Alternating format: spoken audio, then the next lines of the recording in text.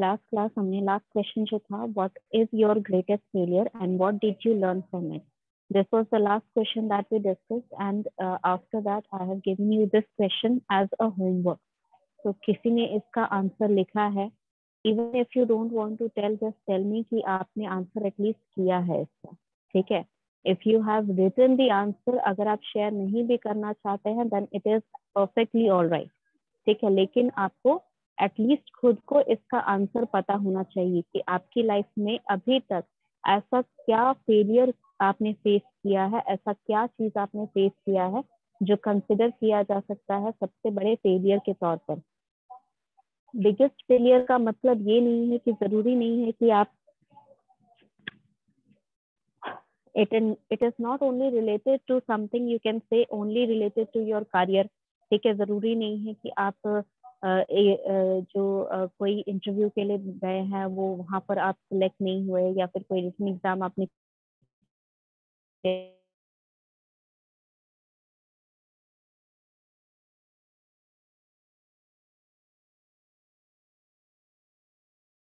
Level पे mention कर रहे हैं.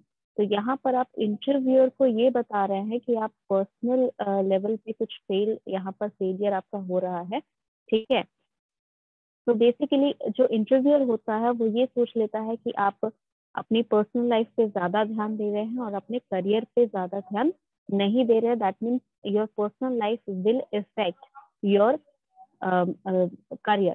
ठीक है, तो इसका मतलब ये लोग जो इंटरव्यूअर है वो ये समझता है कि आप अपने काम के प्रति ज्यादा सीरियस नहीं है. So what you have to do is you have to try to avoid answering any question in general. ठीक है, जब तक आप जो क्वेश्चन आपका रहेगा सेल्फ इंट्रोडक्शन वाला, उसमें अगर आप अपने फैमिली के बारे में मेंशन नहीं कर रहे हैं, उसके अलावा आपको किसी भी क्वेश्चन में स्पेसिफिकली अपने पर्सनल लाइफ को रिलेटेड कोई भी आंसर नहीं करना है. What you have to do is you have to stick to the answers that you have prepared, and the answer should be prepared on the basis of your career. ठीक है, चाहे आपका schooling career हो, चाहे आपका internship career हो, चाहे आपका माइनर एक्सपीरियंस करियर हो, मैटर नहीं करता है कि आप फ्रेशर हैं, आपने कुछ भी लाइफ में एक्सपीरियंस नहीं किया है, एक्चुअल वर्क पेड वर्क नहीं किया है, वो मैटर नहीं करता. मैटर ये करता है कि आप अपनी पर्सनल लाइफ को यहाँ पर इंटरव्यू में इंक्लूड ना करें. ठीक है, तो इस टाइप के जो क्वेश्चन आते हैं, ये क्वेश्चन बिहेवियरल क्वेश्चन इनको इसीलिए कहा जाता है क्योंकि ये सारे जो क्वेश्चन होते हैं ये आपका बिहेवियर, आपके जो इंटरव्यूअर हैं उनको बताएगा कि आप किस तरह के इंसान हैं, किस तरह का बिहेव करेंगे किस टाइप की सिचुएशन में. ठीक है, for example what is your biggest failure वाला जो क्वेश्चन है, इसमें क्या रियलाइज करना चाहता है इंटरव्यूअर कि आपके करियर में मान लीजिए कि इन फ्यूचर अगर कोई फेलियर आता है, ठीक है, इन फ्यूचर मान लीजिए आपको कोई प्रोजेक्ट मिलता है और आपकी गलती की वजह से वहां पर जो प्रोजेक्ट है उसको कोई नुकसान पहुंचता है या कंपनी को कुछ लॉस हो जाता है, तो उस केस में क्या आप अपनी रिस्पॉन्सिबिलिटी लेंगे? ठीक है, क्या आप रिस्पॉन्सिबिलिटी लेंगे कि हाँ सॉरी सर मेरी गलती की वजह से ऐसा हुआ है, I will not do it again, if you like you I can take the punishment but give me another chance so that I can prove it to you that this mistake would never be repeated. ठीक है, तो ऐसे cases में होता क्या है कि ये बस इंटरव्यूअर इतना देखना चाहता है कि आप अगर कोई ऐसा ना हो कि कल को होके कोई फेलियर हो जाए और आपकी गलती की वजह से किसी को नुकसान हो रहा है तो आप वहां चुप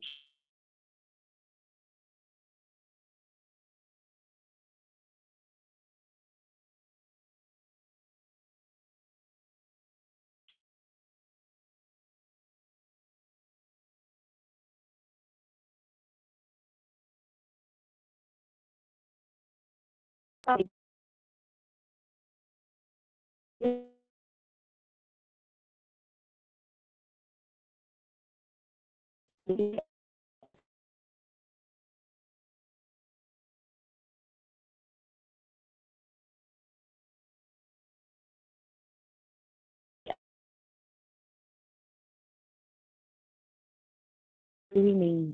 ठीक है, जो भी आप कंसिडर करते हैं, जो भी आपका बिगेस्ट फेलियर है, वो आप मेंशन कर सकते हैं। हो सकता है कि अभी आपको लग रहा हो कि वो फेलियर उतना बड़ा नहीं था, बहुत छोटा सा फेलियर था, उसको क्या मेंशन करेंगे, अच्छा नहीं लगेगा, दैट इज ऑल राइट। ठीक है, यू कैन मेंशन इट। मान लीजिए कि ऐसा कुछ होता है कि आप किसी एग्जाम में फेल हो गए। अब अभी आपको लग रहा होगा कि अरे अभी छोटा मोटा तो एग्जाम था, फेल हो गए तो क्या हो गया, कोई बात नहीं। ठीक है, लेकिन हो सकता है कि उस टाइम पर जब वो एग्जाम हुआ था, उस टाइम पे आपका ध्यान पूरी तरह उस एग्जाम के ऊपर था, आपने बहुत मेहनत की थी, तो हो सकता है कि आपको बहुत ज्यादा बुरा लगा हो उस सिचुएशन में। तो ये चीज भी आप मेंशन कर सकते हैं, like I have prepared for months to attend the examination, and I thought that I have prepared each and every answer, but still I didn't do well, okay, due to this particular reason. And at that moment, I felt that it was my biggest failure. Like I could not feel more sad or could not feel more in pain.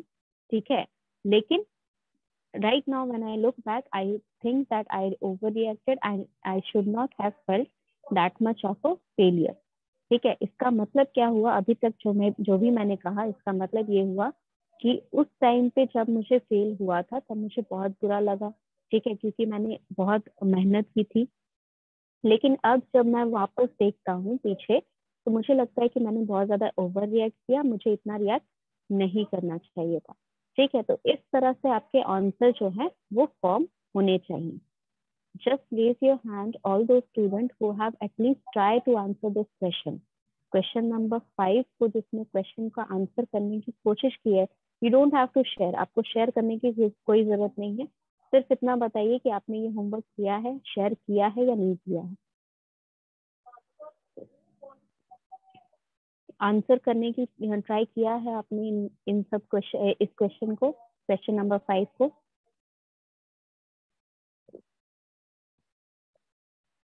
Is my audio clear to everyone? अगर मेरे audio में कोई दिक्कत आ रही है, सुनाई नहीं दे रहा है, तो आप चैट बॉक्स में एक बार लिख के बता सकते हैं।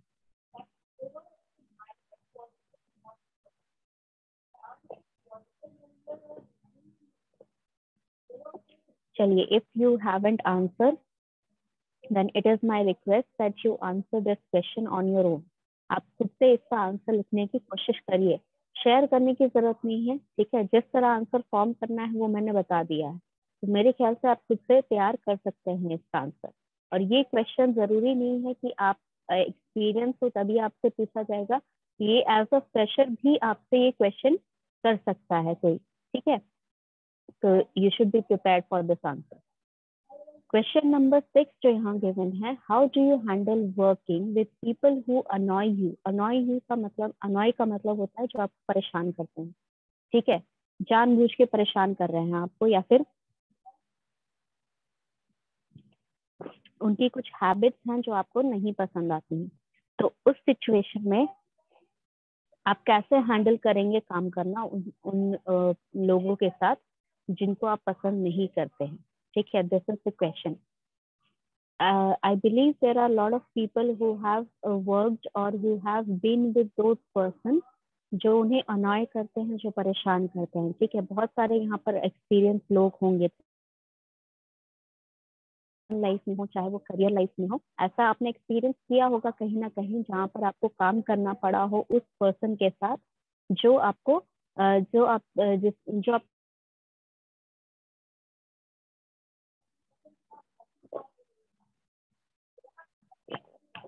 अगर मैं पर्सनल लाइफ या फिर एक पर्सनल लेवल पे हम इसको देखें, तो कभी ना कभी आपने ऐसा फेस किया होगा, ऐसा सिचुएशन जहाँ पर एक फैमिली गैदरिंग के दौरान आपका कोई कजन होगा। ठीक है, या फिर आपके कोई कजन के बच्चे होंगे जिनको आपको हैंडल करना पड़ा हो, जो बहुत परेशान करते हैं। ऐसा बहुत की लाइफ में होता है।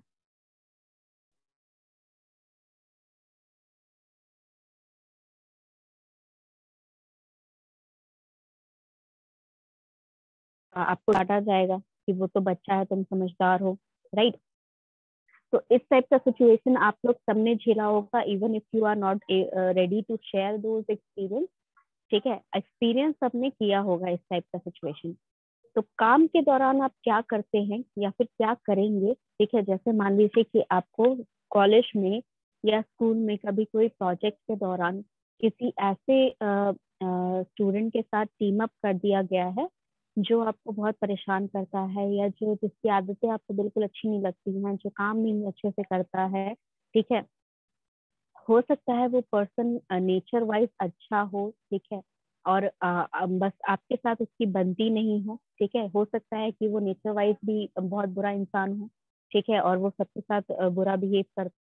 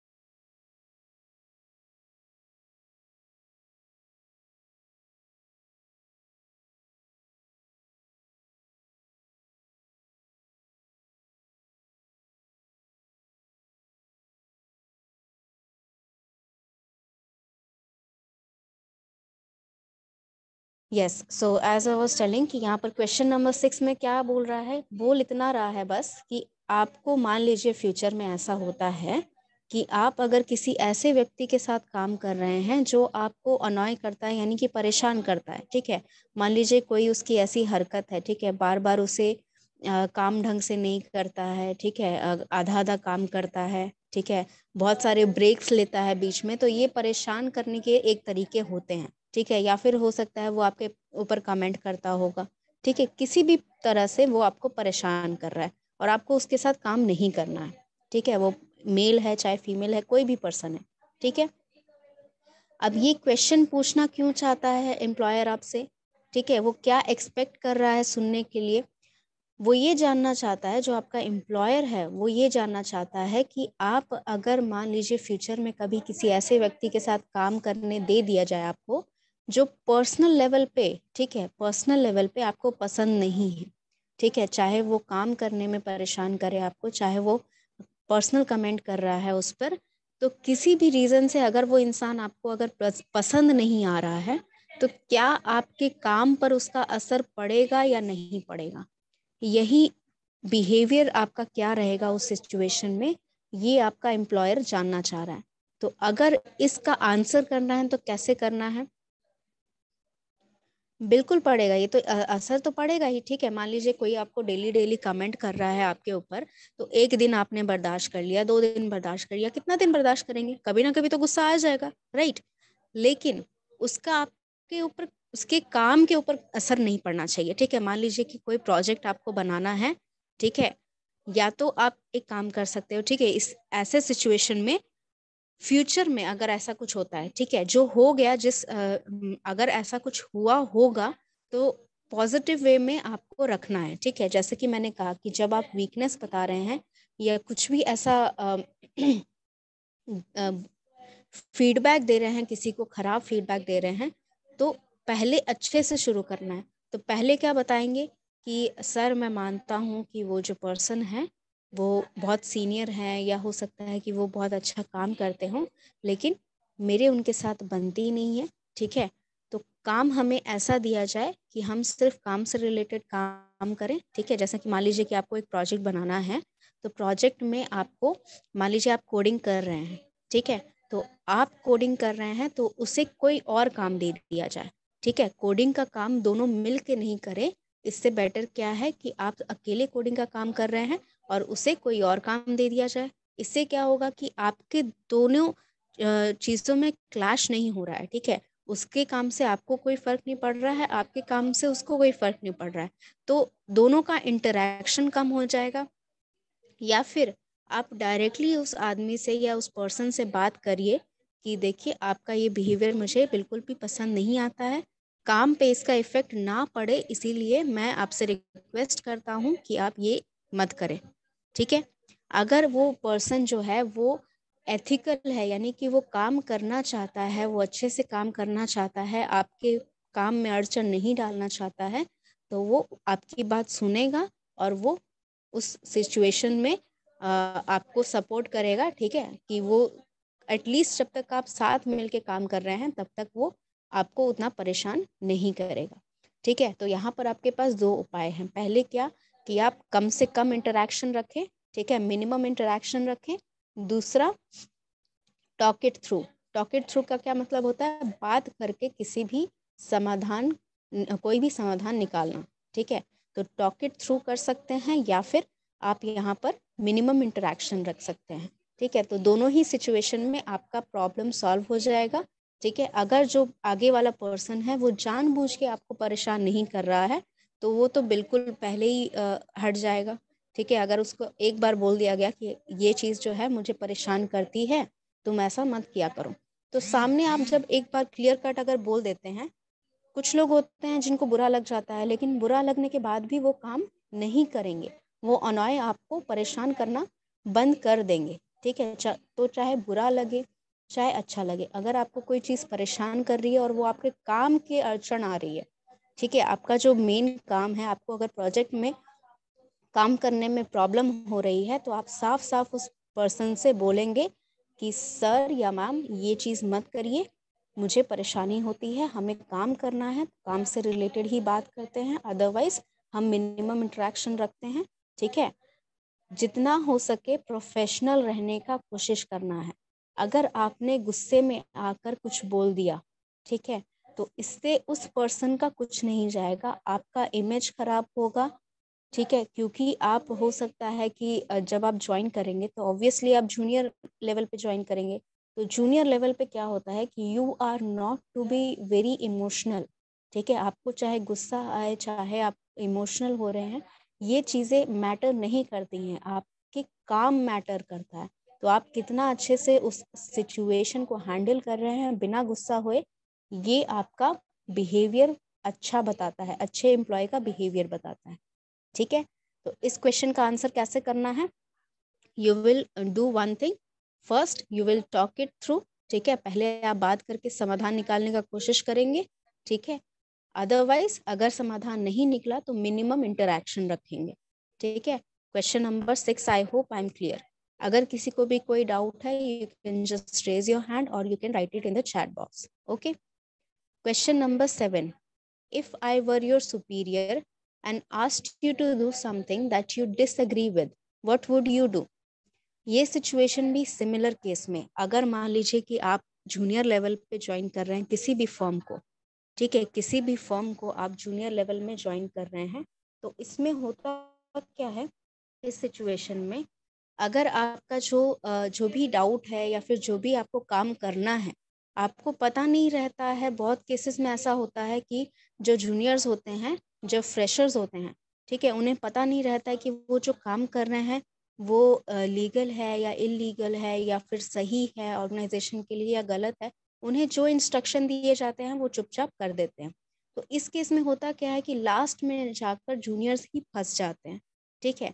तो अगर आपका इंट्यूशन कह रहा है या अगर आपको लग रहा है कि कोई काम जो है वो सही नहीं है, ठीक है? डिसएग्री का मतलब क्या है कि मतलब आप थोड़ा बहुत जान रहे हैं कि वो काम जो आपके सुपीरियर ने दिया है, जो सीनियर ने आपको काम दिया है, वो सही नहीं है। तो उस केस में आप कैसे इंटरैक्ट करेंगे? या उस केस में आप क्या करेंगे ऐसा कि आप उन्हें बताएं कि सर मुझे ये काम सही नहीं लग रहा है, हमें ऐसा नहीं करना चाहिए, या मुझे ये काम सही नहीं लग रहा है, मैं ऐसा नहीं करूँगा, ठीक है? ये क्यों क्वेश्चन करता है इंटरव्यूअर? जब आप इंटरव्यू दे रहे हैं तो उसे क्या ज़रूरत है ऐसा क्वेश्चन करने की? फ्यूचर में अगर मुझे कोई काम करना है या नहीं करना है, मुझे जो बोला जाएगा मैं कर दूँगा, ठीक है? लेकिन ये जो होता है, ये पर्सन के एथिक्स जाँचने के लिए क्वेश्चन किया जाता है। एथिक्स क्या होता है? आपके वर्किंग प्रिंसिपल्स, आप लाइफ जब जीते हैं, ठीक है, आप चाहे फ्रेशर हो चाहे आप वर्क कर चुके हों, आपके एक रूल्स होते हैं जिसको आप फॉलो करते हैं, ठीक है। कुछ चीज़ें होती हैं जिसको आप बिल्कुल नहीं मानते हैं और उस चीज़ को आप बिल्कुल भी नहीं करेंगे। तो यहाँ पर इंटरव्यूअर ये जानना चाह रहा है कि सिर्फ अपनी जॉब बचाने के लिए या फिर अपने सीनियर को इम्प्रेस करने के लिए क्या आप अपने एथिक्स से पीछे हटेंगे, ठीक है। जो आपके प्रिंसिपल हैं, जो लाइफ के उसूल हैं, सिद्धांत हैं, उनसे पीछे हटकर आप वो काम कर देंगे just to impress your employer और गेट एन इंक्रीमेंट और something beneficial for your career, ठीक है। जॉब नहीं चली जाए ये डर से, या सीनियर जो है वो खुश होकर मुझे इंक्रीमेंट दे देगा, या वो मुझे अच्छा एम्प्लॉय, मेरा रिव्यू अच्छा भेजेगा, ठीक है। ये सारी चीज़ें सोचकर क्या आप अपने एथिक्स को फॉलो नहीं करेंगे? क्या आप अपने प्रिंसिपल को, सिद्धांतों को फॉलो नहीं करेंगे? At least right an answer yes और नो, ठीक है। इस सिचुएशन में, ठीक है, इस सिचुएशन में येस और नो का आप आंसर करिए कि क्या आप इस सिचुएशन में, मान लीजिए कि आपका कोई सीनियर है, वो आपको कुछ ऐसा काम करने बोल रहा है जो आपको लग रहा है कि सही नहीं है या आप नहीं करना चाह रहे हैं, तो आप करेंगे या नहीं करेंगे? येस और नो में आंसर करिए। सब चैट बॉक्स में मुझे लिख के आंसर करिए येस और नो में कि क्या आप वो काम करेंगे जो आपको पसंद नहीं है।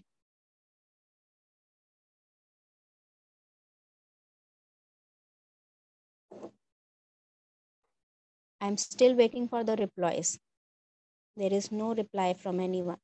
एटलीस्ट आंसर, ठीक है। क्वेश्चन अगर नहीं समझ में आया तो मैं फिर से समझा देती हूँ कि अगर आपको कोई सीनियर कुछ काम करने बोल रहा है, ठीक है, और वो काम आपको सही नहीं लग रहा है, तो क्या आप सिर्फ अपने सीनियर को खुश करने के लिए या फिर अपनी नौकरी बचाने के लिए वो काम करेंगे या नहीं करेंगे? चलिए, at least I have to answer, ठीक है। It depends upon situations, okay. Rest of you, चलो आज तो बहुत अच्छी खासी अटेंडेंस है, कम से कम 10-15 स्टूडेंट आंसर करिए, करेंगे या नहीं करेंगे? ओके, चलिए 4 बच्चों ने आंसर किया। और रिलेटेबल विद माय जॉब, अगर आपके जॉब से सिर्फ रिलेटेड है या सिचुएशन पे डिपेंड कर रहा है, ठीक। और कुछ?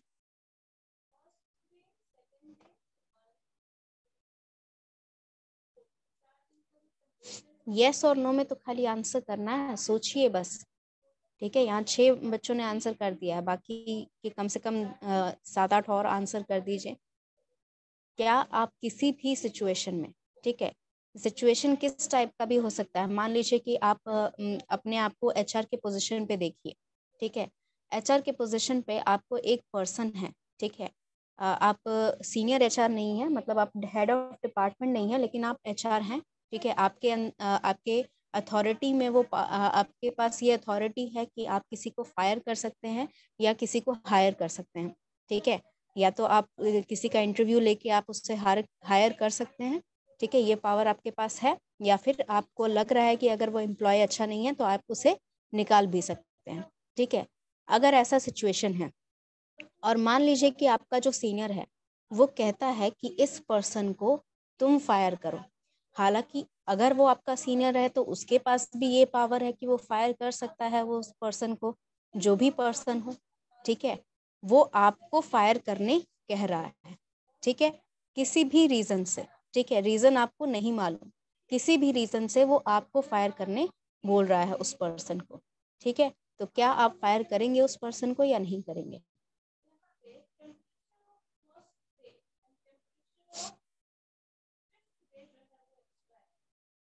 अगेन सेम बैच के बच्चे रिपीट हो रहे हैं, बच्चे जो नहीं रिप्लाई कर रहे हैं वो थोड़ा तो सोचिए कि ऐसे सिचुएशन में अगर आप हैं तो क्या आप उस पर्सन को, जो भी XYZ पर्सन है, ठीक है, हो सकता है कि आप जानते भी ना हो कि वो पर्सन कौन है, तो क्या आप उसे फायर करेंगे या नहीं करेंगे? क्या आप उसे निकाल देंगे जॉब से? नहीं निकालेंगे। चलिए, बहुत लोग हैं जो नहीं आंसर कर रहे हैं। देखिए, इसमें जैसा कि मैंने बताया कि इसमें जब ये क्वेश्चन पूछता है एम्प्लॉयर, तो उसका पर्पस या मोटिव क्या है पूछने का? उसका मोटिव ये है पूछने का कि आप सिद्धांत को लेकर, आप प्रिंसिपल्स को लेके कितना स्ट्रांग हैं। ठीक है, मान लीजिए कि कल को आप कोई अगर आप इस तरह का काम कर देते हैं कि मान लीजिए सीनियर ने कह दिया तो आपने उस पर्सन को फायर कर दिया, निकाल दिया ऑफिस से। कल को होके आपको सीनियर जो है वो कोई इलीगल काम करने बोलेगा आपको, ठीक है, तो क्या आप वो इलीगल काम कर देंगे? उस टाइम तो आप मना नहीं कर पाओगे ना। मान लीजिए कि एक बार आप सीनियर की बात मान गए बिना अपने प्रिंसिपल की सुने, तो नेक्स्ट टाइम आपको उतना ज़्यादा दिक्कत होगा ना बोलने में। तो पहले ही जब भी कोई भी चीज़ अगर आपको लग रहा है कि वो गलत है, वो नहीं करना चाहिए, तो वहीं पे ना बोल दीजिए। ठीक है, कहिए वहाँ पर आप साफ अगर ना नहीं करते हैं तो उससे क्या होता है, ये पहली बात तो अगर आप इंटरव्यू में कहते हैं कि इट डिपेंड्स ऑन सिचुएशन या फिर अगर मेरे जॉब से रिलेटेड है तो मैं कर दूंगा, ये गलत आंसर है। ठीक है, ये बिल्कुल नहीं करना है। आप अपने एथिक्स से कहीं भी नहीं झुकेंगे, चाहे वो कंपनी का प्रॉफिट हो। ठीक है, ये जो क्वेश्चन है ना, ये इस तरह से भी पूछते हैं जो इंटरव्यूअर हैं। मुझसे भी पूछा गया था ये क्वेश्चन इंटरव्यू में। एक इंटरव्यू मैंने अटेंड किया था, यहाँ का नहीं, एक और इंटरव्यू मैंने अटेंड किया था, वहाँ मुझसे ये क्वेश्चन पूछा गया था कि मान लीजिए कि अगर आप एचआर की पोजीशन पे हैं और आपको किसी पर्सन को फायर करना है। ठीक है, फायर नहीं, चलिए मान लीजिए कि आपको कोई भी डिसीजन लेना है। ठीक है, वो इलीगल है या अनएथिकल है। ठीक है, अनएथिकल होता है जो सिद्धांतों के खिलाफ जाए, चाहे आपके, चाहे ऑर्गेनाइजेशन के, चाहे किसी के भी एक प्रिंसिपल्स होते हैं कुछ फॉलो करने के, उन प्रिंसिपल्स के अगेंस्ट जा रहा है, लेकिन वो आपके ऑर्गेनाइजेशन को प्रॉफिट भी दे रहा है। ठीक है, मान लीजिए आपके ऑर्गेनाइजेशन से उस डिसीजन को अगर मैं लेती हूँ तो आपके ऑर्गेनाइजेशन को कम से कम 10 करोड़ का फायदा हो रहा है। ठीक है, तो क्या वो डिसीजन आप लेंगे? तो यहाँ कभी भी हाँ आंसर मत करिएगा। कभी भी ये मत बोलिएगा कि it depends on the situation, if somebody is not having any loss तो हम कर देंगे, बिल्कुल नहीं। सीधा साफ नहीं।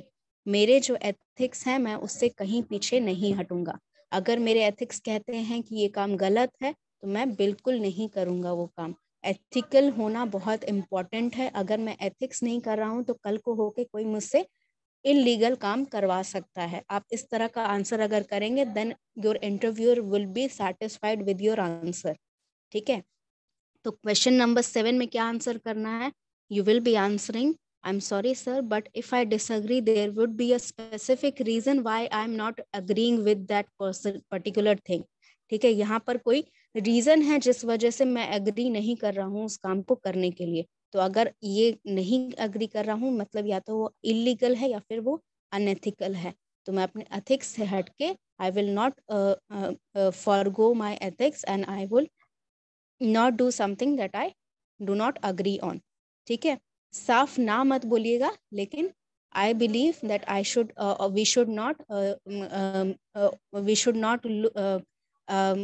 क्या बोलते हैं उसको, we should not avoid our ethics. ठीक है, हमें अपने एथिक्स को अवॉइड नहीं करना चाहिए। जिस तरह का हम अगर एथिकल रहेंगे तो लोग हमारे साथ एथिकल बिहेव करेंगे। ठीक है, तो इस तरह आपको क्वेश्चन नंबर 7 का आंसर करना है। ज़रूरी नहीं है कि आप पूरा सिचुएशन डिस्क्राइब करके बताएं, सिर्फ इतना बोलिए कि आप अपने एथिक्स से पीछे नहीं हटेंगे। ठीक है, you will always follow your ethics and whatever doesn't feel right that means there is something that should not be done। ठीक है, इतना आंसर कर देंगे वो काफ़ी होगा। चलिए, अगर किसी को कोई डाउट है क्वेश्चन नंबर 7 में तो वो पूछ सकता है। अगर कोई पर्टिकुलर सिचुएशन दिमाग में आ रही है कि कहाँ पर किस तरह का आंसर चेंज होना चाहिए तो वो पूछ सकता है। ठीक है, क्वेश्चन नंबर 8 पे अगर हम ध्यान दें। Okay, question number 8 says, what was the most difficult period in your life and how did you deal with? Again ये एक ऐसा क्वेश्चन है जो सिर्फ फ्रेशर्स के, जो सिर्फ एक्सपीरियंस के लिए नहीं पूछा जाता है, ये फ्रेशर्स को भी पूछा जाता है कि अब तक की आपकी जो लाइफ है उसमें कोई ऐसा पीरियड आया है या कोई ऐसा सिचुएशन है, ड्यूरेशन है आपकी लाइफ में, एक ऐसा टाइम जो बहुत ज़्यादा डिफ़िकल्ट रहा है और उसको आपने कैसे हैंडल किया है। अगेन यहाँ पर आपको पूरी तरह करियर रिलेटेड आंसर देना है। आपकी पर्सनल लाइफ में अगर कुछ ऐसा हो रहा है, मान लीजिए किसी के अगर पेरेंट्स बीमार पड़ गए हैं और उस दौरान वो पढ़ाई नहीं कर पा रहे हैं, ये चीज़ आप मेंशन कर सकते हैं, but do not mention anything related to your relationships, ठीक है। ऐसा मत मेंशन कर देना कि आप बॉयफ्रेंड गर्लफ्रेंड ब्रेकअप हो गया तो वो आपका पढ़ाई पर से ध्यान हट गया। ये सारी चीज़ें अगर आप मेंशन करना चाहते हैं ना, तो बहुत स्पेसिफिक तरीका होता है मेंशन करने का, ठीक है। अगर आप ये सारी चीज़ें कुछ भी इस तरह का बोलते हैं, तो अगर आप प्रोफेशनल वे में नहीं बोलेंगे ना, एक वर्ड भी आपने कुछ गलत बोल दिया, then it shows that you are more invested in your personal life then in your work, ठीक है। ये दिखाता है कि आप अपने पर्सनल लाइफ में, ठीक है, क्योंकि पेरेंट्स का अगर आप ध्यान रख रहे हैं ना, तो कोई आपको गलत नहीं कहेगा। अगर आप अपने पेरेंट्स को अपने करियर से ऊपर देख रहे हैं,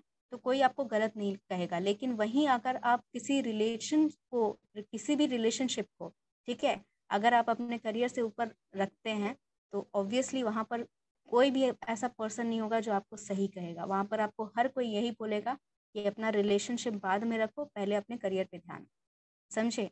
तो इसी सेंस में लेकर आपको इंटरव्यू देना है कि जो आपका सामने बैठा हुआ इंटरव्यूअर है, वो भी यही बोलेगा कि रिलेशनशिप ज़्यादा इम्पोर्टेंट है या तुम्हारा करियर। तो कभी भी इस टाइप के आंसर मत करिएगा, ठीक है। अगर आपको आंसर करना है तो वेगली आप आंसर कर सकते हैं, ठीक। Something happened in my personal life because of which I was very depressed and that affected my career, ठीक है, और that affected my studies, but my friends helped and my family helped me to get through that, ठीक है। इस तरह आप answer कर सकते हैं। वेगली आंसर, स्पेसिफिकली मेंशन नहीं करना है। अगर मान लीजिए कि आपके किसी पेरेंट्स की तबीयत खराब है, उस वजह से आप पढ़ नहीं पाए, ठीक है, या फिर बहुत सारे केसेस ऐसे होते हैं जिस वजह से फैमिली की रिस्पॉन्सिबिलिटीज़ की वजह से पढ़ाई छोड़नी पड़ती है बहुत बच्चों को। तो ऐसा अगर कोई सिचुएशन होता है, तो आपको कैसे आंसर करना है इस इंटरव्यू में? You have to answer because of some familial responsibility I was not able to take care of my studies. It was a very hard decision and it was a very dark time that I have to leave my study for taking the responsibility at home. But I reverted back, ठीक है, once I got stable, ठीक है, once the situation got stable, once the situation got stable again, I went back to my study. ठीक है, ये चीज़ आपको mention करना ज़रूरी है कि वहाँ पर आपने क्या किया, वहाँ पर आपने अपना जो भी प्रॉब्लम था उसको सॉर्ट आउट करके आप फिर से अपने करियर के लिए आगे बढ़ें, ठीक है। डिफ़िकल्टीज़ यहाँ पर क्यों पूछा जाता है ये क्वेश्चन नंबर 8 आपका पूछने का मतलब यही है, इंटरव्यूअर ये जानना चाहता है कि मान लीजिए कि आपके लाइफ में कोई डिफ़िकल्ट पीरियड चल रहा है, क्योंकि ज़रूरी नहीं है कि लाइफ में कभी कोई डिफ़िकल्ट पीरियड नहीं आएगा।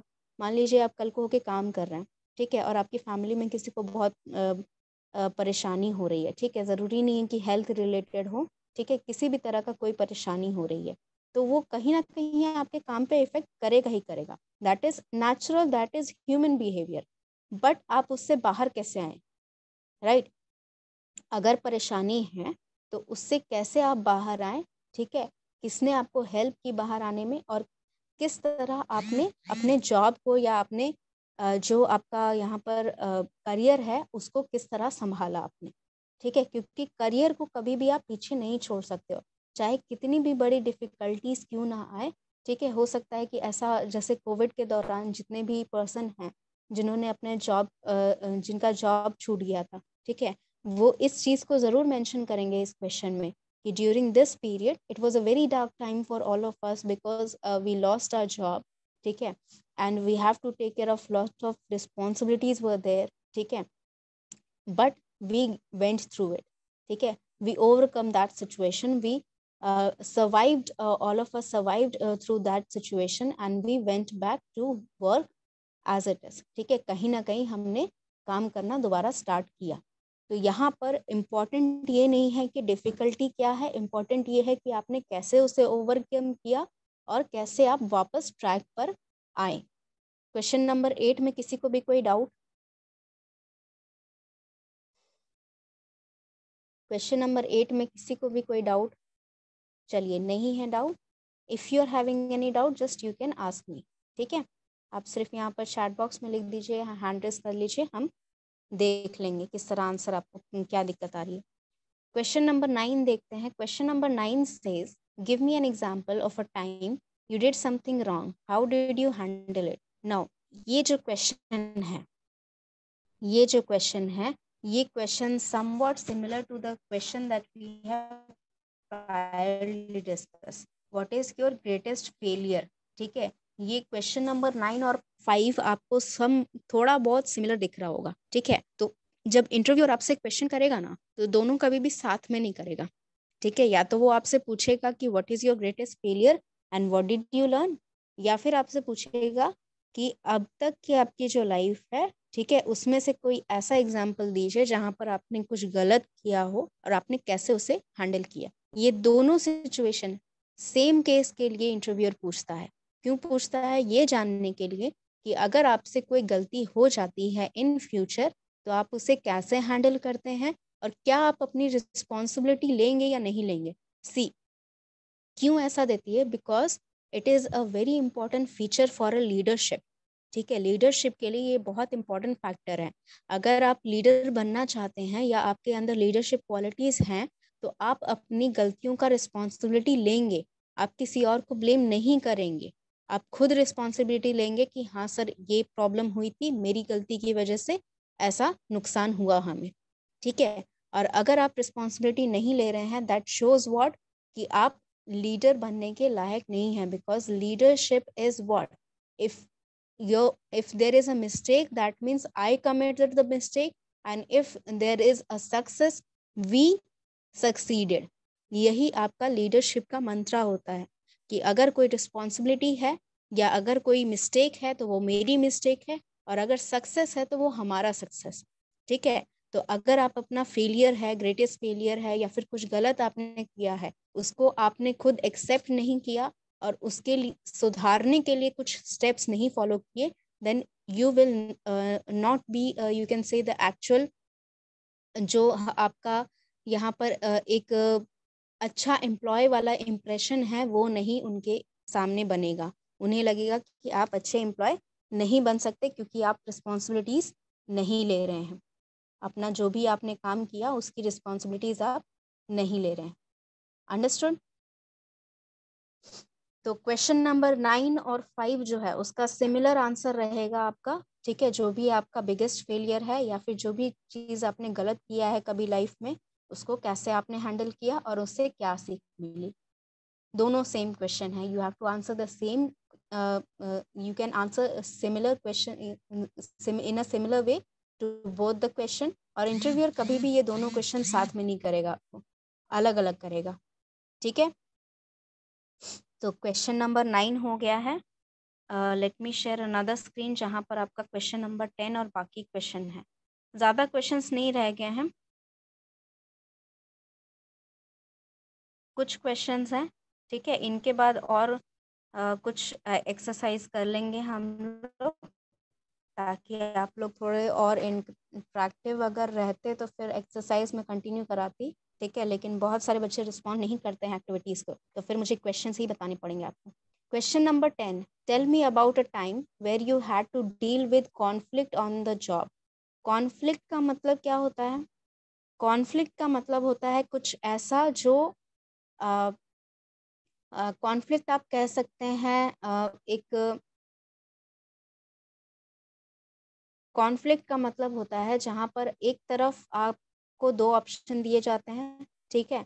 आपके पास दो तरह के रास्ते हैं, ठीक है, और दोनों रास्ते में से जो भी आप चूज़ करेंगे, ए ऑप्शन अगर आप चूज़ कर रहे हैं या बी ऑप्शन आप चूज़ कर रहे हैं, दोनों ही ऑप्शन में किसी ना किसी का कुछ ना कुछ नुकसान हो रहा है। दैट मीन्स आप पूरी तरह श्योर नहीं हैं कि ऑप्शन ए अगर चूज़ कर रहे हैं तो हो सकता है कि आपका कुछ नुकसान हो रहा हो, ऑप्शन बी अगर आप चूज़ कर रहे हैं तो आपका जो कंपनी है उसका नुकसान हो रहा हो, ठीक है। किसी ना किसी का फॉल्ट यहाँ पर होगा, किसी ना किसी का लॉस यहाँ पर होगा। आप क्लियरली नहीं सोच पा रहे हैं, मतलब ऐसा कोई ऑप्शन नहीं है आपके पास कि आप वो ऑप्शन अगर चूज़ कर लें तो ना आपका लॉस हो, ना कंपनी का हो, ना किसी और का हो, ठीक है। इस तरह का ऑप्शन आपके पास अवेलेबल नहीं है, उस सिचुएशन को कॉन्फ्लिक्ट कहते हैं। कॉन्फ्लिक्ट यानी कि आप यहाँ पर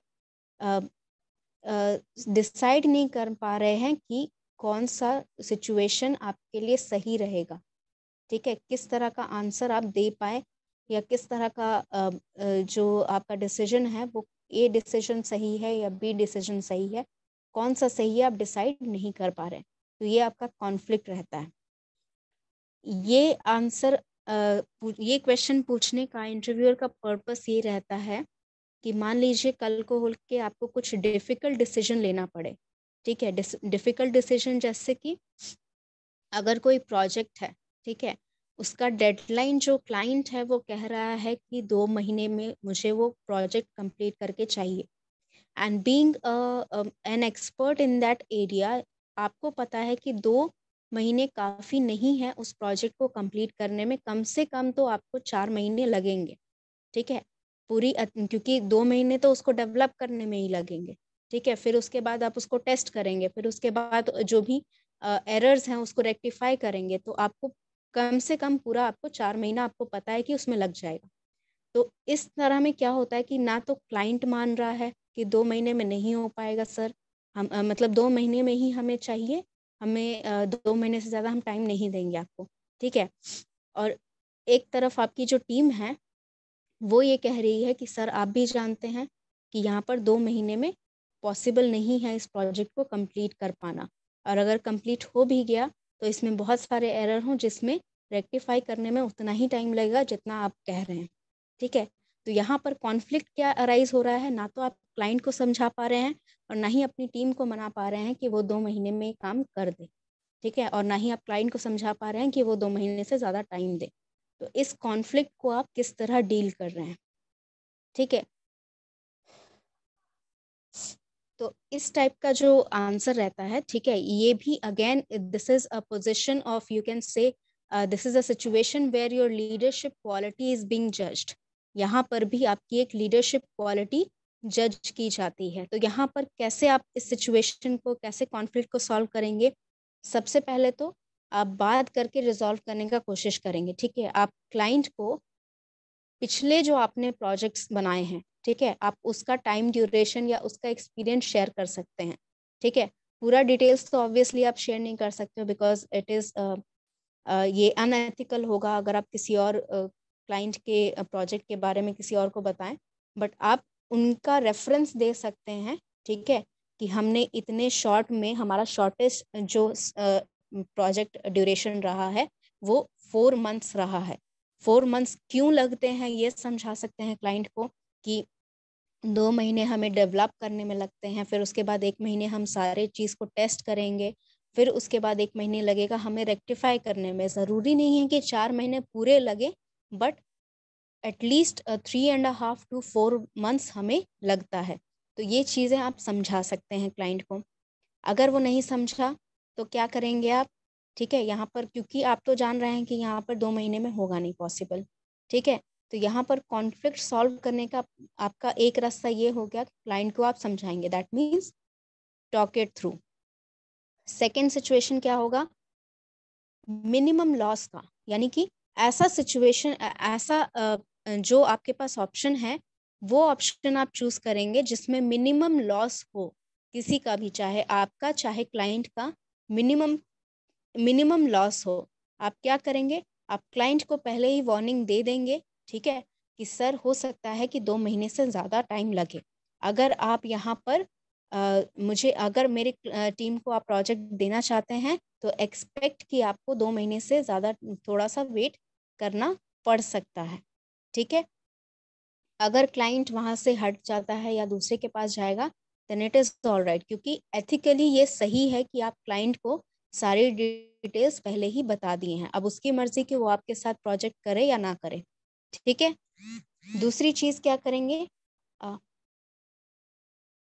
और एक चीज़ क्या कर सकते हैं, या और एक चीज़ आप ऐसा कर सकते हैं कि जो अगर मान लीजिए कि क्लाइंट कह रहा है कि मुझे 2 महीने में भी कुछ भी करने पर वो नहीं मान रहा है, वो 2 महीने में ही प्रोजेक्ट मांग रहा है, तो आप क्या करेंगे, अगर वो आपने डिटेल्स दे दी सब कुछ कि इतना इतना टाइम लगेगा, ठीक है, तो आप प्रोजेक्ट बनाएंगे, ठीक है। अगर 2 महीने से ज़्यादा लग रहा है तो आप उससे यही बोलेंगे कि सर हमारा कॉन्ट्रैक्ट जो है, ठीक है, वो अगर कॉन्ट्रैक्ट साइन करना होगा तो आप कॉन्ट्रैक्ट साइन नहीं करेंगे, क्योंकि आपको पता है कि 2 महीने में नहीं हो पाएगा, ठीक है।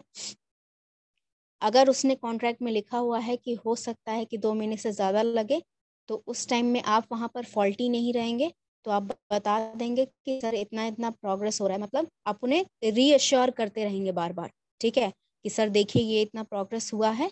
इसके बाद हम लोग फिर टेस्टिंग करेंगे, ठीक है। टेस्टिंग करने के बाद हम लोग फिर उसके बाद जो भी यहाँ पर एरर्स आएंगे उनको रिसॉल्व कर लेंगे। अगर एरर कम रहे तो हम जल्दी रिजॉल्व कर लेंगे, अगर एरर ज़्यादा रहेंगे तो थोड़ा टाइम लगेगा। दैट मीन्स रीअश्योरेंस हम लोग करते रहेंगे। तो there are 3 options that you can follow to resolve the conflict. First you can do, first of all you have to talk it through, ठीक है, आप अच्छे से बात करके सब कुछ समझाएंगे। Second, you should not you should do nothing that is unethical, ठीक है, you should not take the path that is unethical. Third, try to reassure the person, ठीक है। जो भी कॉन्फ्लिक्ट में एक पर्सन है या दूसरा पर्सन है, हो सकता है कि अपने आपस में ही कोई टीम मेंबर है उसमें कॉन्फ्लिक्ट हो रहा है, तो दोनों ही पर्सन को, दोनों ही पार्टीज को रीअश्योर करना आपका काम है। आप क्लाइंट को भी इस सिचुएशन में, जो एग्जांपल मैंने दिया वहाँ पर आप क्लाइंट को भी रीअश्योर करेंगे कि सर इतना इतना काम हो गया है, इतना दिन में हो जाएगा। आप यहाँ अपने टीम मेंबर्स को भी रीअश्योर करेंगे कि मैंने क्लाइंट से बात कर ली है, तुम्हें जितना टाइम चाहिए तुम उतना टाइम लो। तो you have to reassure both the parties, ठीक है। तो इस तरह you can solve a conflict, और you can at least divert the maximum error या मैक्सिमम डैमेज जो है उसे डाइवर्ट कर लेंगे, ठीक है। क्वेश्चन नंबर 10 में किसी को कोई डाउट? क्वेश्चन नंबर 10 में किसी को भी कोई डाउट?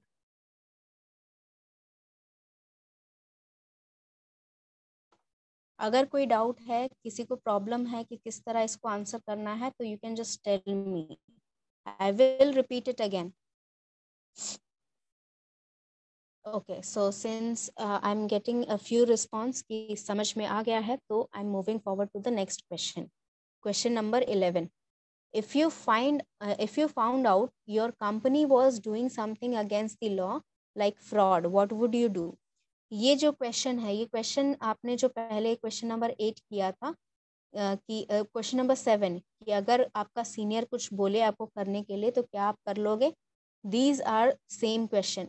ये दोनों कभी भी साथ में नहीं करेगा, आपका एम्प्लॉयर जो भी इंटरव्यू ले रहा है वो कभी भी ये दोनों क्वेश्चन साथ में नहीं करेगा, क्योंकि ये दोनों क्वेश्चंस यही आपको आंसर बताएंगे कि आप इसका दोनों को क्वेश्चन का आंसर यही बताएगा कि आप एथिक्स कितने हार्डली फॉलो करते हैं, ठीक है। क्या आप एथिक्स अपने बेंड कर देंगे कंपनी के किसी भी मतलब अपने सीनियर के लिए या किसी और के लिए अपने एथिक्स को बेंड कर देंगे, या फिर आप अपने एथिक्स पे अड़े रहेंगे, अपने प्रिंसिपल पे अड़े रहेंगे और कोई गलत काम नहीं करेंगे। दोनों का आंसर सेम है, there should be no doubt. अगर कोई इलीगल काम हो रहा है, कोई भी फ्रॉड हो रहा है, ethically you should be reporting that to someone, ठीक है। You should not be part of any fraud or any illegal activities, ठीक है। इंटरव्यू के दौरान ये सारे क्वेश्चन आपको इसीलिए पूछे जाते हैं, ये देखने के लिए कि आप कितने अनएथिकल जा सकते हैं, क्योंकि अगर आप अनएथिकल हैं तो आप शुरू में ही इंटरव्यूअर को ये बता रहे हैं कि मैं गलत काम हो सकता है कि करूँगा इन फ्यूचर। तो ये कोई भी इंटरव्यूअर नहीं चाहता है, ये कोई भी एम्प्लॉयर नहीं चाहता है कि उसका एम्प्लॉय ये दिमाग में लेके जाए कि वो कंपनी के लिए कुछ भी कर सकता है, कुछ भी गलत काम करे, ठीक है। Question number 12. Describe how you would handle a situation if you were required to finish multiple tasks by the end of the day and there was no conceivable way that you can finish them. ये वही situation हो गया जो मैंने अभी आपको कहा कि क्लाइंट अगर 2 महीने में ही बोल रहा है कुछ काम करने के लिए और आपको पता है कि ये पॉसिबल नहीं है, तो आप उस सिचुएशन में क्या करेंगे। यहाँ पे क्या कह रहा है कि एक दिन में आपको बहुत सारे काम दे दिए गए हैं और आपको पता है कि एक दिन में पॉसिबल नहीं है वो काम करना, तो उस सिचुएशन को कैसे आप हैंडल करोगे, ठीक है। इस सिचुएशन में भी आप सिमिलर केस करेंगे। क्या करेंगे कि पहले जो सिचुएशन पहले जो इसमें जैसे मल्टीपल टास्क का बात कहा गया है, तो मल्टीपल टास्क यानी कि एक से ज्यादा काम है आपके पास। मान लीजिए आपके पास 10 काम है, तो आप उन 10 कामों को प्रायोरिटाइज करेंगे, इम्पॉर्टेंट कौन है और अर्जेंट कौन है। ठीक है, एक टेबल आता है, ठीक है, अगर मुझे मिलेगा वो टेबल तो मैं आपको दिखाऊंगी। एक टेबल आता है कि एक तरफ आप अर्जेंट लिखते हैं, एक तरफ आप इस तरफ ऊपर में आप अर्जेंट लिखेंगे, इस तरफ आप लिखेंगे इम्पॉर्टेंट। ठीक है, तो जिस अकॉर्डिंगली जो सबसे ज्यादा इम्पोर्टेंट है वो टॉप पे आएगा, फिर नीचे आता जाएगा। ठीक है, और जो सबसे ज्यादा अर्जेंट है वो भी टॉप पे रहेगा, फिर धीरे धीरे नीचे आता रहेगा जो कम अर्जेंट है। तो सबसे ऊपर वाले जो टास्क होंगे, ठीक है, मान लीजिए 10 टास्क में से 6 ऐसे टास्क हैं जो आपको आज अगर नहीं किए तो बहुत बड़ा प्रॉब्लम हो सकता है, बहुत बड़ा इशू हो सकता है। तो ये इम्पॉर्टेंट भी हैं और अर्जेंट भी हैं, तो आप उन 6 टास्क पर ज़्यादा ध्यान देंगे। बाकी के जो 4 टास्क हैं, ठीक है, अगर उनमें से कोई ऐसा टास्क है जो डिले किया जा सकता है, ठीक है, अगर आपने कल वो काम किया या अगर आपने 2 दिन बाद वो काम किया तो कोई लॉस नहीं होगा किसी का, वो उतने ज़्यादा इम्पोर्टेंट नहीं है, वो उतने ज़्यादा अर्जेंट नहीं है, तो उस केस में आप क्या करेंगे, डिले कर सकते हैं तो कर देंगे। सेकेंड थिंग, मान लीजिए वो 10 में से 10 टास्क सारे के सारे इम्पोर्टेंट भी है और अर्जेंट भी हैं, मतलब आज ही होने चाहिए, और अगर नहीं होगा तो किसी ना किसी का लॉस हो जाएगा। तो उस केस में आप क्या करेंगे, आप अपने कलीग्स की हेल्प ले सकते हैं। ठीक है, उस केस में आप कलीग्स की हेल्प ले सकते हैं, जो एक पर्सन है, ठीक है, 10 काम है आपके पास, ठीक है, तो कम से कम आप 4 या 5 अगर अपने कलीग्स को 4 या 5 काम बांट देते हैं। ठीक है, मान लीजिए मेरे 4 टीम मेंबर हैं, 4 टीम मेंबर में से मैं पांचवी, मुझे इंक्लूड करके 5 टीम मेंबर्स हैं। ठीक है, तो बाकी के जो 4 मेंबर्स हैं उनको मैंने एक एक काम दे दिया, तो एक काम उनके लिए अगर वो एडिशनल कर रहे हैं तो एक काम उनके लिए भारी नहीं होगा, तो 4 काम मेरे ऐसे हो गए, बाकी के 6 काम मैं पूरे दिन भर करने की कोशिश करूंगा। ठीक है, ये इस तरह आप हैंडल कर सकते हैं सिचुएशन को। क्वेश्चन नंबर 8 में कोई डाउट नहीं होना चाहिए। Question number 8 and question number जो हमारा 9 था वो ऑलमोस्ट सेम है। ठीक है, कि आपको अगर कोई काम ऐसा बोल दिया जाए, ठीक है, सॉरी, क्वेश्चन नंबर 10 में जो सिचुएशन बताया है कॉन्फ्लिक्ट वाला सिचुएशन, वो एग्जैक्टली ये एक तरह का कॉन्फ्लिक्ट ही है कि जब आपको इतने सारे काम दिए गए हैं और आपको पता है कि नहीं सॉल्व हो सकता है, तो किस तरह आप उस सिचुएशन को हैंडल करेंगे। ठीक है, last is the question number 13 says if I were to give you the salary you requested but let you write your own job description, your job description for the next year, what would it be? ये question आता आपका है जब salary negotiation होता है। ठीक है, जब सैलरी आप नेगोशिएट कर रहे होते हैं कि इतना सैलरी लेंगे या उतना सैलरी लेंगे, उस ड्यूरेशन में होता क्या है कि अगर मान लीजिए कि जो सैलरी प्रोवाइड कर पा रहे हैं, ठीक है, जो सैलरी सामने तरफ से एम्प्लॉयर बोल रहा है कि हम आपको इतना ही दे पाएंगे, ठीक है, और आपने कह दिया कि नहीं मुझे 10,000 नहीं 20,000 चाहिए, इतना आपका कंपनी का रेप्यूटेटेड कंपनी है और ये जो जॉब प्रोफाइल है उस हिसाब से मुझे लगता है कि 20,000 ठीक रकम है। ठीक है, अगर आप 20,000 बोल रहे हैं या 30,000, जितना भी वो बोल रहा है उससे ज़्यादा अगर बोल रहे हैं, इस सिचुएशन में आपका जो एम्प्लॉयर है ये क्वेश्चन कर सकता है कि अगर मैं आपको 20,000 10,000 दे दूं और 1 साल के लिए, ठीक है, 20,000 30,000 मैं दे रहा हूँ और 1 साल के लिए आपको मैं कहूँ कि अपने जॉब का खुद डिस्क्रिप्शन लिखना है आपको, यानी कि आपके जॉब प्रोफाइल में क्या क्या चीज़ें इंक्लूड होंगी, क्या क्या जॉब्स आप खुद करेंगे, क्या क्या रिस्पॉन्सिबिलिटीज आपकी होंगी, वो आपको खुद लिखनी है, तो उसमें क्या क्या चीजें इंक्लूड होंगी। ठीक है, इसमें क्या करना है आपको, मान लीजिए कि जो ओवरऑल सैलरी है, ठीक है, अगर वो सैलरी आप बहुत ज़्यादा मांग रहे हैं, ठीक है, मान लीजिए कि अगर सैलरी बोल रहा है कि 15,000 देगा और आपने 20,000 मांगा, तो ये बहुत ज़्यादा मार्जिन नहीं है, 5,000 कुछ ज़्यादा मार्जिन नहीं है। ठीक है, तो इस सिचुएशन में आप क्या करेंगे, आप जो भी लिस्टेड हैं, जो भी जॉब डिस्क्रिप्शन में सारी चीज़ें लिस्टेड हैं वो बता देंगे कि मेरे ख्याल से वो सारी चीज़ें इंक्लूड रहना चाहिए मेरे जॉब डिस्क्रिप्शन में और इतना ये काफ़ी है। अगर मान लीजिए कि आपको बहुत ज़्यादा आप मांग रहे हैं, ठीक है, मान लीजिए कि आप 30,000 बोल रहे हैं, एकदम डबल। जब डबल पे आप कर रहे हैं तो आपको रिस्पॉन्सिबिलिटीज़ भी ज़्यादा लेनी है, ठीक है। वहाँ पर आप इंक्लूड करना चाहें तो कर सकते हैं, ठीक है। क्या इंक्लूड करेंगे, इसके लिए आपको रिसर्च करना होगा कि क्या क्या काम आपके जॉब प्रोफाइल के लिए किया जाता है, ठीक है। ये इस चीज़ के लिए आपको कंपनी बेस्ड और प्रोफाइल बेस्ड, मान लीजिए आप किसी कंपनी में आईटी एक्सपर्ट की तरह ज्वाइन कर रहे हैं या डेवलपर की तरह ज्वाइन कर रहे हैं या टेस्टर की तरह ज्वाइन कर रहे हैं, तो जो भी आपका आप पोजीशन है और जिस कंपनी में आप हैं उसके अकॉर्डिंग रिसर्च करेंगे कि क्या क्या एक पर्टिकुलर जॉब प्रोफाइल के लिए ज़रूरी है, और वो चीज़ें आप मेंशन कर सकते हैं इसमें, ठीक है। Any doubt regarding anything? Time हो चुका है, अगर किसी को कोई डाउट है तो वो पूछ सकता है, otherwise I will just take the attendance and we can end the class here. किसी को भी कोई डाउट है, write it in the chat box. If you don't have any doubt, बोल दीजिए कि कोई डाउट नहीं है।